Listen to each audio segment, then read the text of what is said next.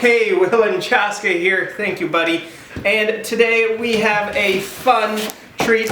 I picked up one of these strategy games for dogs. Basically, it's a series of boxes and the dog has to figure out how to open to get the treat out of. You can pick it up on Amazon for about $15 and they have different levels of training, so it's pretty cool. Let's get this unboxed and then let's go ahead and test Chaska's IQ.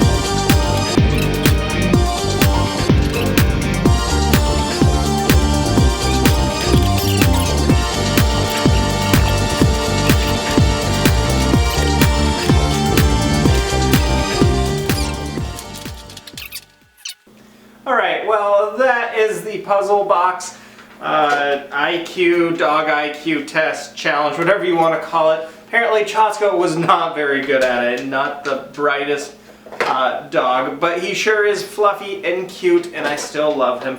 We'll keep playing with this just to see how he does with it, and maybe he'll learn these a little better and we can try it again in a future video. Hey, if you haven't done so already, make sure you like, share, and subscribe to this video and hit that notification bell so you can always get the latest content from Chaska the Husky. And as always, thanks for watching.